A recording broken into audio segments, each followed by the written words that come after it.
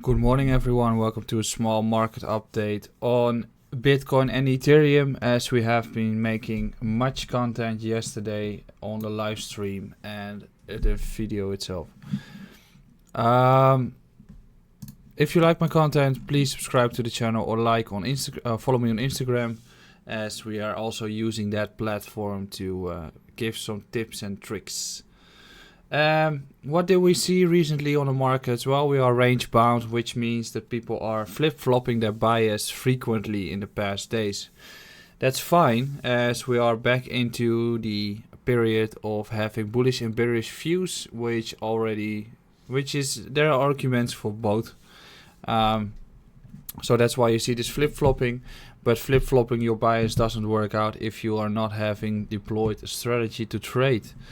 So what we see on the markets is that we are still holding the higher low structure. So the recent low is around 11.2 to 11.4. We are still holding it as we made a new higher low, and we are still making higher highs. So there's no invalidation of the bullish structure yet, unless we make a new lower low, or unless we make a new lower high and we're going to break south, right? So the crucial area that we have to hold to invalidate this bearish divergence is 11.2 to 11.4. As long as the market remains above this level, I think everything is fine and we can continue doing range-bound structures like we've been doing previously. If we do not break 12k, I think we're going to make the downwards drop either way, and that's the crucial part above us. So that's on the higher time frames. The 2-hour time frame is showing what we have been painting out earlier on. Deviation above the range high, as we're still inside the range structure. And we've made a support bounce from 11.4, rejected at 11.6 and 80, a higher low, higher high, support resistance flip, ready towards 11.8, rejection. And now we did lose 11.7 level, through which we are going towards the next level at 11.5, which basically also is the crucial area. You don't want to see the price lose 11.4.5 to 11.5, as that is the recent low, and that would grant a further downwards move, which would make me believe that we might be dropping towards 11.1, but most likely dropping towards the zone around 10.7 to 10.9. And then every bounce I'll probably be looking at to short, as I think we're going to drop below the range and we're going to look the levels at 9.6 to 9.9 or at least 10.2. Overall, main strategy in an upwards trending market is to buy the dip. But sometimes you have to be patient on buying the dip if the structure is broken on lower time frames. So the areas are clear here. If we do bounce and hold 11.5, we make a new higher low. And if we make a new higher low and break through 11.7, it seems very likely that we're going to make a new higher high, and then I'm going to look at shorts around 12k. Very easy game plan. If we lose 11.4, 11.5, I'm looking at this zone. If we do hold 11.4, 11.5, we've got some more range bound movements, and then I'll be looking at 12k. Ethereum, similar figure.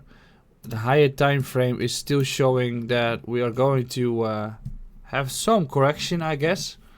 Bearish divergence is more likely to be valid here than on Bitcoin.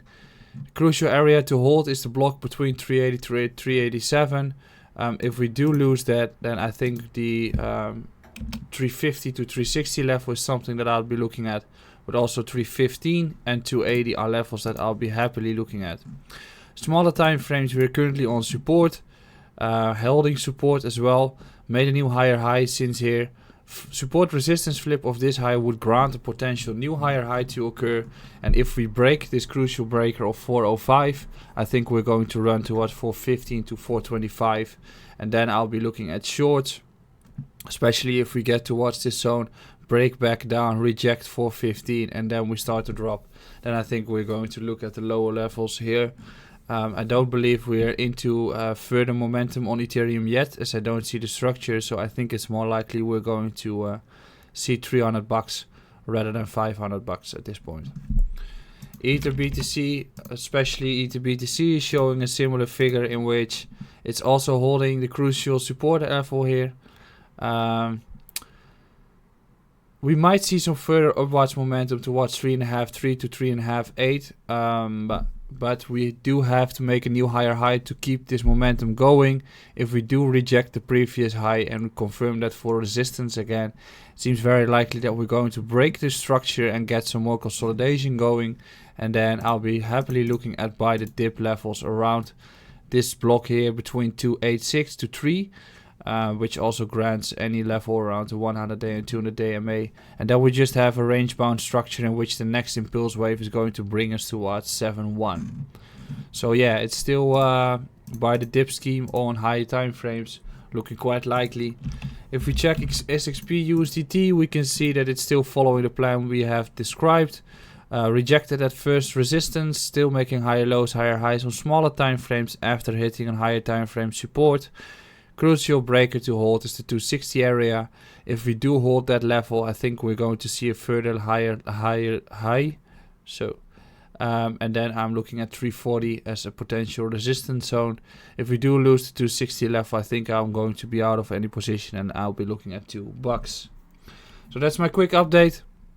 Hope you have enjoyed it. Please subscribe to the channel or check me on Instagram and have a wonderful day.